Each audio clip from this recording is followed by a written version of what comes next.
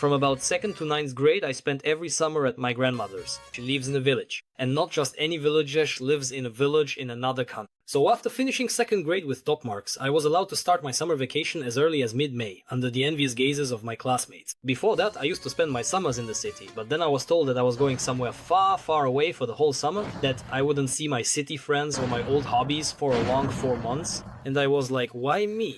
When I arrived in the village, I sat down and started reminiscing about how great things were in the city. Then my grandmother came over and said, "Why are you just sitting here wasting time? Why don't you go outside and make some friends?"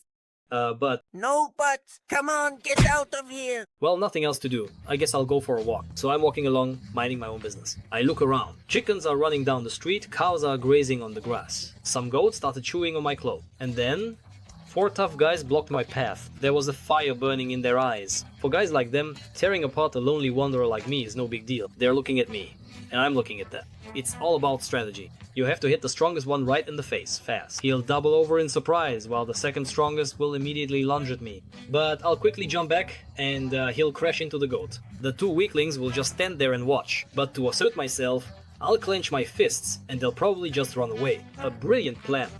Hey, why are you spacing out? Those are cool sneakers you've got. You're from the city, aren't you? Let's be friends, okay? And that's how I first met my friends from the village. You know, village kids have an advantage over city kids in that they discover most things much earlier and adapt noticeably better to daily physical work and labor in general. In the following months, I was the first among my city friends to learn how to make all sorts of things. I learned a lot about agricultural machinery, spent a lot of time outdoors, chased after girls, and even tried chicken broth. Village chicken broth is so delicious. Seriously, just like the first time. And in the village, I learned how to swim and dive. I remember my friends and I, along with their parents, went to the beach. There were lots of different diving boards there, which the older kids were jumping off, and in the distance you could see one tall wooden diving board that looked scary just by its appearance. Of course, no one jumped from that one. It was a very questionable structure. The adults said that jumping from there was very dangerous. You could get your foot stuck between the boards, break your leg, end up hanging upside down from the diving board right above bubbling lava. No one would save you, crows would peck out your eyes, you'd hang there and rot and hang, until you turned into a skeleton and your bones decorated the base of that death diving board. So, what do you think happened? Naturally, my friends and I decided that we absolutely had to jump from there. One evening, we snuck out of the house and went to that beach. There was no one around. It was unanimously decided that I should be the first to jump, because you see, I was from the city and basically a foreigner. I pulled my swim trunks up as high as I could, crossed myself, sacrificed a lamb, and wrote my will. Seriously, that's exactly how it was. I stepped back as far as possible and took a running start. Alright guys, let's go! Wait, hold on. What? Huh? Is that it? Guys, it's only about 5 meters high here. What kind of setup is this? Of course the village guys knew it was a lame diving board and totally played a prank on, but that's nothing! One time we were playing with a ball, and the mischievous ball flew over the fence. There was a wooden log right next to the fence, and it would seem just climb in and out easy as pie. The oldest of us climbed onto that log, but immediately froze in place. We all crept up to him, and through a crack in the fence from the log we saw a completely naked man sitting by the bathhouse. I don't know what was so cool about looking at his nakedness, but back then we thought it was insanely funny and extreme. After all, if he noticed us, he could easily beat us all up, and then tell our parents too. You only live once, guys. We completely forgot about the ball, pulled out some cards instead, and started playing fool. Whoever lost had to climb onto the log and watch that man for 10 seconds. I really didn't want to do it, so I summoned all my luck and card skills and played like a real casino hustler. I was playing like I had 10 aces up my sleeve out of 10. All the guys had already taken their turns and climbed onto the log, when suddenly it happened. I lost. I climbed onto the log, and through the crack I couldn't see anyone. Well, I thought, he must have left, looks like I'm on a roll today. And at that very moment a belt came crashing down on my backside. It was that guy's wife. The very next second, the man himself burst out of the gate and started chasing me, swearing loudly. Amid the wild laughter of my friends, I ran toward the pond to find shelter there and, at the same time, soothe my burning backside. As luck would have it, the wife of that naked man turned out to be a friend of my aunt's. The next day, everyone on the street knew that I liked to spy on old naked men. So if you've ever fallen victim to village rumors that all city folks are of a different orientation, I honestly didn't mean to, guys. All in all, a lot happened that summer. When I got back to the city, I was so tanned that my friend, who had spent his vacation at the seaside, looked downright pale in comparison. The most exciting and eagerly awaited moment of the summer holidays was always the beginning, when I would swap my little school backpack for a huge travel rucksack and get ready for a long journey. As a child, I spent every summer in my grandmother's village in Belarus, so the holidays always started with a trip. I was so obsessed with it that every year I made a countdown calendar to the long-awaited day of departure. I would hang it on the most prominent wall in my room and diligently cross off another square every morning. And I also loved packing my backpack in advance, or rather, way in advance. I would start getting ready for the trip almost a month ahead, and I often packed not just my things but also food. Son, whose rotten sandwiches are stinking up the house? It's probably just some trash piling up. No, I took the trash out this morning. Well, then it must be the mold on the walls acting up again. Oh, damn, that's right. Guess I'll go repaper all the walls in the apartment. Man, it was only a month. How did that even happen? I practically took the whole room with me, because last summer I, for some reason, promised the village kids I'd show them all my Lego sets, my Ninja Turtles cassette. I even once thought about packing my racing bike, but common sense and the size of my backpack won out. In the morning we had to get to the bus station to catch a bus to Moscow.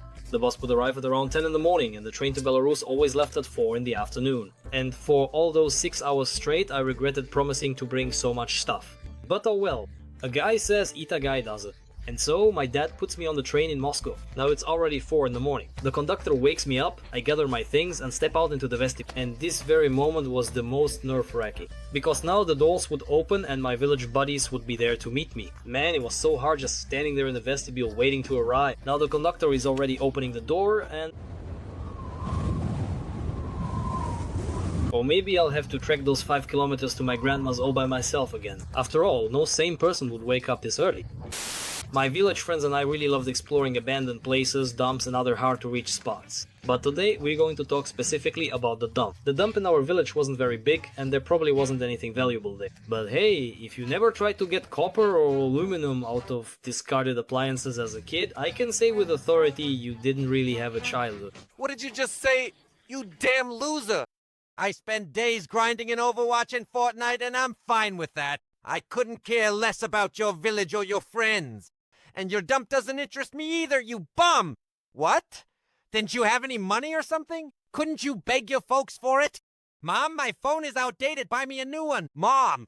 Come on, Mom! One time, while rummaging through old TVs, we saw a very scruffy man with a horse at the other end of the dump. He came out of the forest and wandered back and forth aimlessly. The oldest of us put on a mysterious face and began. No one knows who that man is. Every evening he comes here and paces back and forth. They say he went mad, killed, and ate his own children, and then went to live in the forest. And do you see those bags on his horse? He carries the body parts of his victims in those bags. He hangs them in the forest, on the trees near his house, and screams like a demon at night.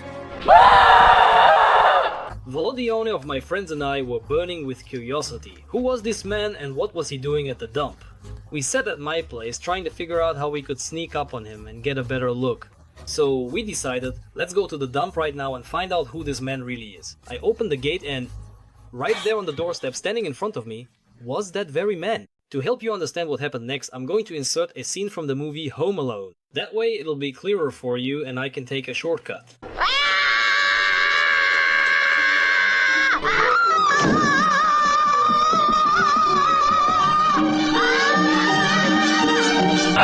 Anyway, turned out the man was just a simple manure delivery guy. My grandmother had called him a couple of days ago. After that, he often brought us fertilizer for the garden, and every time he would tease me, saying there were human heads in the bags. Yeah, he was quite the joker. Well, the next story is one my village friends still remember to this day. One time, my dad came and brought me a game console. Wow! Dad, did you buy me a PlayStation? Let me see the box. Well, it's not exactly a PlayStation, and there isn't really a box. Here, take it. It's in this bag. There are also these, what are they called? Jontiki, or what? And some discs for it. What is this? Panasonic? A Panasonic console? What even is this? Where the heck am I supposed to get games for it? Hey, are you even serious right now? Don't look a gift horse in the mouth. I got it a week ago for some debts. I bought it at an expensive store, and here you are complaining. Take it while you can, smart guy. My dad brought me some weird Panasonic console and 6 games for it. Naturally, it didn't read discs from the first PlayStation or from a PC we checked, and I had no idea where to get more games for it in our Belarusian backwater, so I had to make do with what I had. On that note, the video will smoothly transition into a mini review of these newly acquired games. The first disc had a game called Look It Up If You Want. It's a kind of horror quest with mid-90s graphics, where a girl ends up in an otherworldly realm and tries to uncover the secret of her late father as she progresses. Man, there was some creepy stuff. There were tons of jump scares, terrifying hallucinations, and all sorts of crazy nonsense. It was off the charts. We could never finish it because the game would freeze about halfway through, so I only saw its ending years later. The second game was Slum Jump, a little basketball game that was actually pretty fun to get hooked on. Just your typical sports simulator, a forerunner of modern 3D basketball simulators and your beloved FIFA. You could amusingly hang on the hoops during dunks or even shatter the backboards. The players were drawn quite realistically, and we often gave them our own names. The third game was Greed Is Not to be confused with Grinders, where you had to play as a guy with a dog android, or whatever she was honestly. You had to walk around a square field and collect various artifacts while dodging moving cubes. According to the plot, some gluttonous bureaucrat in the distant future decided to finally poison Mother Earth by turning the planet into a giant factory. So now you have to wander around these little polygons, collect some stuff, and thereby put an end to all of this. Yeah, to be honest, I didn't really get the point of this game. The fourth game was Another World. In it, you play as a scientist who has to escape from another planet, where the poor guy ended up after a failed scientific experiment. Strangely enough, it was among the aliens that the researcher found a true friend, who helped him escape from prison and flee the alien base. The game itself is also pretty weird and creepy. There are a whole bunch of different ways you can get killed in it. All of this is accompanied by lots of blood and dismemberment. The fifth game was Casper. It was a game that brought all of us together many times, and one you could play through all summer long. It had proper save features, great music, charming graphics, a storyline, basically everything you could want. Do you guys even know who Casper is? He's a child ghost who lives in Whipstaff Manor with his 3 evil uncles, Stretch, Fatso, and Stinky. And just so you know, those aren't nicknames, that's actually what they're called. One day, a Ren TV scriptwriter, a paranormal expert, Dr. Harvey arrives at the manor with his daughter Kat. He's been tasked with kicking all the ghosts out of the house. So, according to the plot, Casper falls for Kat and takes it upon himself to assemble some kind of infernal machine designed by his own father, which of course will end up destroying him as well. You know, because a ghost is an unsettled spirit who can only move on to the afterlife after performing some good deed. So one way or another, the poor guy would have had to disappear anyway. Man, if I had the time, I'd gladly play through it again and tell you more. But that's not what this is about right now. On the 6th disc was what you all came here for. When we finally got tired of everything else, we finally pulled it out. The disc didn't have any stickers or labels at all. So we just turned it over in our hands for a bit and then started up the game. On the disc was something like a primitive version of Snake. We sighed in frustration and were about to turn off this embarrassment. But then someone beat the first level, and what we saw next was nothing less than a real homemade video. In other words, porn. It seemed like this was some kind of homemade game. Basically, you beat the level and as a reward you get shown porn. We got through 2 or 3 levels. The long-awaited sex scene was already playing, when suddenly Grandma walked into the room. Guys, it's already midnight. Let me watch Morty Verdict. And you should go out for a walk. The weather's so nice outside. Grandma, there's maintenance going on, so it won't work today. Maintenance? Well, that's too bad, too bad. The mission seemed accomplished, but then one of the people in the homemade video screamed so loudly that Grandma turned around and saw everything. What can I say? My friends laughed for a long time, my butt hurt a lot, and I almost forgot about the Panasonic. Seriously, I haven't seen it since that day. Grandma probably handed the ill-fated console back to my dad, and he sold it. Damn, I would have gladly burned that cursed porn disc. Why did they have to take away my console? I really wanted to play Casper again. And the end of summer and the end of vacation was always the saddest time. You know, I always hated the end of August, and even now I get depressed around this time. On the last day in the village, I tried to see everyone who really mattered to me. We reminisced about everything that happened over the summer. I reluctantly packed all my things in just a couple of hours, even though I had spent almost a month getting ready to come here. We all had dinner together one last time and then headed to the train station.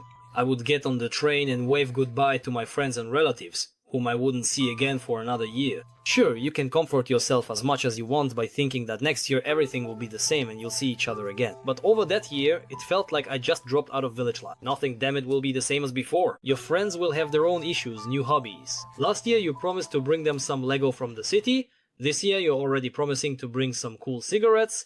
And next year when you come back, it turns out that many of your friends have long since drifted out of your circle. The train would start moving, the faces of my loved ones would fade into the distance, and all that was left was me, a side berth by the restroom, and a drunk neighbor snoring somewhere above.